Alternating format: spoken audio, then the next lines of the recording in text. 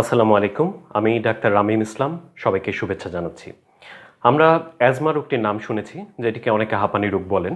এই রোগটি কখনো নির্মূল হয় না বা সেরে যায় না, কিন্তু যদি সঠিক নিয়মে চিকিৎসা করা হয় তাহলে এই রোগের রোগীরা মোটামুটি সুস্থ মানুষের মতোই কিন্তু স্বাভাবিক জীবনযাপন করতে পারেন। আমরা ডাক্তাররা অ্যাজমা বা সিওপিডি নামক শ্বাসতন্ত্রের যে রোগগুলি রয়েছে সেগুলোতে ইনহেলার প্রেসক্রাইব করে থাকি। বিভিন্ন রকম ইনহেলার রয়েছে, যেমন এটি একটি ইনহেলার।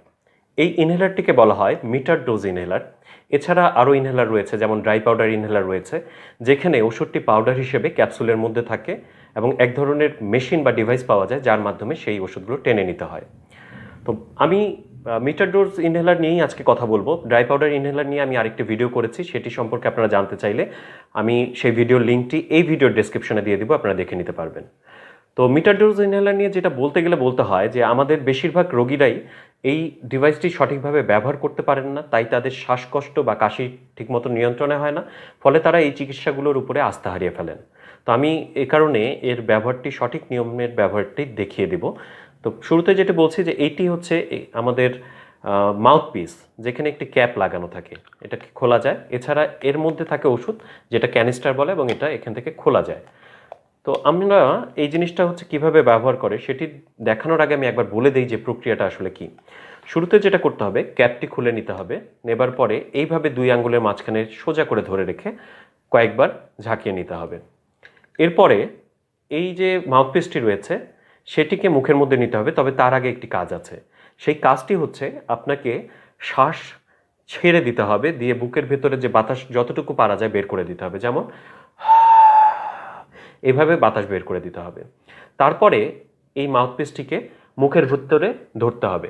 এই ধরার ক্ষেত্রে যেটি হচ্ছে, আপনি যদি দাঁতের সামনে ধরেন তাহলে তো দাঁতের পাটি দিয়ে ওষুধটা ভিতরে যেতে পারবে না। সে কারণে আপনি এই মাউথপিসটিকে দুই দাঁতের পাটির মাঝখানে এইভাবে রাখবেন। যদি সঠিকভাবে আপনি ঠোঁট দিয়ে এটাকে বন্ধ না করে রাখতে পারেন তাহলে দেখা যায় যে বেশিরভাগ ক্ষেত্রে ওষুধগুলো বের হয়ে যায়। যেমন দেখাচ্ছি, এরকমভাবে সাইড দিয়ে বের হয়ে যায়। আমাদেরকে যেটা করতে হবে, দাঁতের পাটির মাঝখানে রেখে ঠোঁট দিয়ে এটাকে এভাবে আঁকড়ে ধরতে হবে, যেমন এভাবে। তারপরে আমাদেরকে এটা একটা প্রেশার দিতে হবে, প্রেস করতে হবে। একটা পাপ দিলে যেটা হবে যে এখান থেকে ওষুধ মুখের ভেতরে যাবে, তখন সেটাকে আমাদেরকে লম্বা সাথে সাথে টেনে নিতে হবে। অনেকে যেটা করেন, খুব দ্রুততার সাথে এটা করতে চান, সেটা কিন্তু সঠিক পদ্ধতি না। আপনাকে ধীরে ধীরে লম্বা শ্বাসে ওষুধটা ভেতরে টেনে নিতে হবে। নেবার পরে এটিকে আপনি বের করে নিতে পারেন, করে আপনাকে শ্বাস বন্ধ রাখতে হবে 10 সেকেন্ডের মতো, এবং তারপরে আপনি শ্বাস ছেড়ে দিবেন, বুকের ভেতর থেকে বাতাসটাকে ছেড়ে দিবেন। এবারে আমি এই কাজটি করে দেখাচ্ছি। প্রথমে আমরা ক্যাপ খুলে নেব, কয়েকবার ঝাঁকিয়ে নেব। এবার বুকের ভেতর থেকে শ্বাস ছেড়ে দিচ্ছি।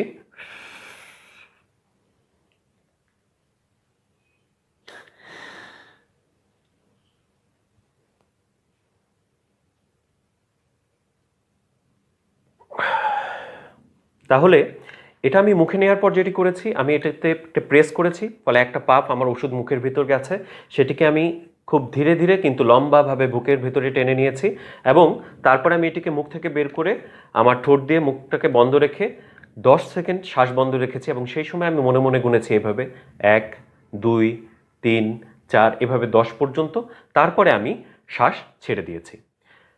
এভাবে একবার নেওয়ার পরে, সাধারণত আমরা 2 পাফ নিতে বলি, একবার নেওয়ার পরে 1 মিনিট পরে একই নিয়মে আরেকবার নিতে হয়। তবে আমরা দেখেছি অনেকে এই ডিভাইসটি দিয়ে এই চাপ দেওয়ার সাথে সাথে যে টেনে নেওয়ার বিষয়টি, ওষুধটি ভিতরে টেনে নেওয়ার বিষয়টি, এটি করতে পারেন না।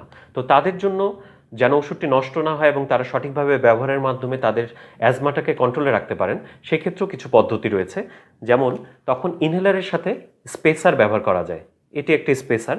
এছাড়া আরও বিভিন্ন ধরনের স্পেসার রয়েছে। এটি বাজারে এক ধরনের সস্তায় স্পেসার পাওয়া যায়, 100 টাকা দাম। কিন্তু এখানে দেখুন, এই যে সামনে যে নীল অংশটি রয়েছে বা আকাশী অংশটি, এটি একটা ভাল্ব। অর্থাৎ আপনি যখন এর ভিতরে ওষুধটা দেন, ওষুধটা কিন্তু বের হয়ে যায় না, এই ভাল্বটি আটকে রাখে। কিন্তু সেই সস্তা যে স্পেসার আছে সেখানে কাগজ দেওয়া থাকে, যেটি আসলে ভাল্বের মতো কাজ করতে পারে না। তো এবারে আমি দেখিয়ে দিচ্ছি যে কিভাবে আপনারা স্পেসারের মাধ্যমে ইনহেলার ব্যবহার করতে পারেন। একটা কথা বলে নেই, প্রক্রিয়া কিন্তু পুরোটাই আগের মতো, শুধুমাত্র এখানে যুক্ত হবে এই স্পেসারটা। তো সেক্ষেত্রে যেটা করতে হবে, এইভাবে আপনি ক্যাপটি খুলে নেওয়ার পরে এটিকে একই নিয়মে ঝাঁকিয়ে নিলেন। নেবার পরে এর পিছনে দেখুন এখানে একটা ছিদ্রের মতো জায়গা আছে, যেখানে আমরা এই মাউথপিসটিকে, ইনহেলারের মাউথপিসটিকে আটকে দিতে পারি। এছাড়া এই স্পেসারেরও কিন্তু একটা মাউথপিস আছে, যেটা আমাদের মুখের ভেতর যাবে সেই একই নিয়মে। তো আমরা ঝাঁকিয়ে নিয়েছি, এর ভেতর দিয়েছি। এরপরে আপনি যেটা করতে পারেন, এখানে স্প্রে করে দিতে পারেন, যেটা দেখলেন যে ওষুধ চলে আসলো, কিংবা এটা মুখে নেবার পরেও আপনি চাপ দিতে পারেন। তো আমাদের একই নিয়মে এটা যখন রেডি হয়ে গেল, আমাদেরকে প্রথমে বুকের ভেতর থেকে শ্বাসটা ছেড়ে দিতে হবে।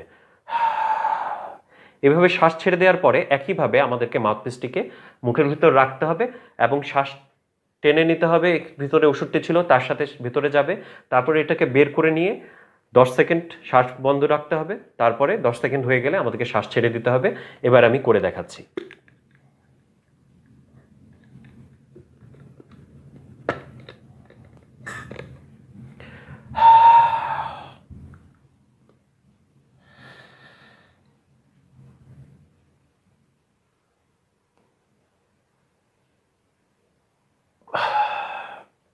দর্শক, এটা কিন্তু খুব কঠিন একটা নিয়ম না। আপনারা যদি চর্চা করেন অবশ্যই এটা সঠিকভাবে নিতে পারবেন।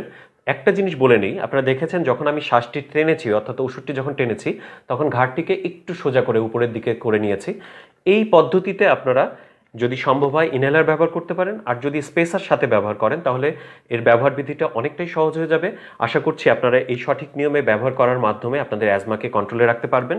আপনাদের অনুরোধ করছি যে আমার এই ভিডিওটি যদি আপনাদেরকে মনে হয় যে ভালো লেগে থাকে, অন্যের উপকার হতে পারে, তাহলে ভিডিওটি শেয়ার করবেন। পাশাপাশি আমি আমার চ্যানেলটিতে স্বাস্থ্য সচেতনতামূলক বিভিন্ন ভিডিও পোস্ট করছি, আপনারা সেই ভিডিওগুলো দেখবেন এবং সে কারণে আপনারা আমার চ্যানেলটি সাবস্ক্রাইব করে রাখতে পারেন। সকলে ভালো থাকুন, সুস্থ থাকুন। আল্লাহ হাফেজ।